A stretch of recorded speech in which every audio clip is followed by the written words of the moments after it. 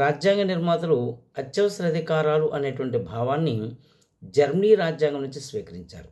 అత్యవసర అధికారాలనే అసాధారణ అధికారాలని, emergency powers అని పేర్కొంటారు. భారత రాజ్యాంగంలో 18వ భాగంలో 3 రకాలుగా వివరణ ఇచ్చారు. దీనిలో 352వ ప్రకరణ జాతీయ అత్యవసర పరిస్థితి గురించి వివరిస్తుంది. 356వ ప్రకరణ రాష్ట్రపతి పాలన, కాన్స్టిట్యూషనల్ ఎమర్జెన్సీ, దీన్నే తెలుగులో రాజ్యాంగబద్ధమైన పాలన అని కూడా అంటారు.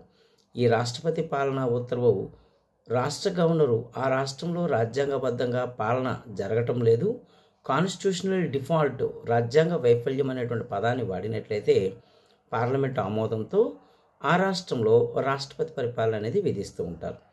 ఇక మూడవది 360వ నిబంధన ఆర్థిక అత్యవసర పరిస్థితి, ఫైనాన్షియల్ ఎమర్జెన్సీ. దేశంలో ఇంతవరకు ఒక్కసారి కూడా ఆర్థిక అత్యవసర పరిస్థితి విధించలేదు. రూపాయి విలువ బాగా పతనం అయిపోతే, ఆర్థిక సంక్షోభం ఏర్పడినట్టయితే, ఫైనాన్షియల్ డెఫిషియన్సీ వచ్చినట్లయితే రాష్ట్రపతి ఆర్థిక అత్యవసర పరిస్థితి ఉత్తర్వులను జారీ చేస్తారు. పార్లమెంటు ఉభయ సభలు ఆమోదిస్తే ఆ ఆర్థిక అత్యవసర పరిస్థితి అనేది అమలు జరుగుతుంది. అయితే దేశంలో ఇంతవరకు ఒక్కసారి కూడా విధించలేదు. మరి జాతీయ అత్యవసర పరిస్థితి ప్రకటన ఉత్తర్వు గురించి మనం మాట్లాడితే, ఆ ప్రకటన ఉత్తర్వు పార్లమెంటు ఉభయ సభలు 2/3 మెజార్టీతో ఆమోదిస్తే 1 నెల రోజుల్లోపు ఈ ఆమోదం కుదిరితే పర్వాలేదు, లేదా ఆమోదం పొందదు అనుకుంటే మరో 1 నెల రోజులు పొడిగించుకోవచ్చు. ఈ రకంగా 6 నెలల చొప్పున జాతీయ అత్యవసర పరిస్థితిని ఎంతకాలమైనా విధించవచ్చు.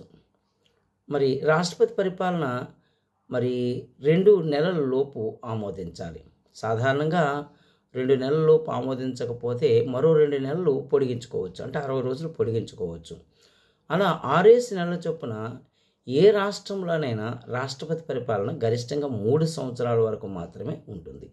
కానీ పంజాబ్ రాష్ట్రంలో 1987 నుంచి 1992 వరకు గరిష్టంగా 5 సంవత్సరాలు రాష్ట్రపతి పరిపాలన అమల్లో ఉంది. ఇది ఒకసారి మాత్రమే జరిగింది.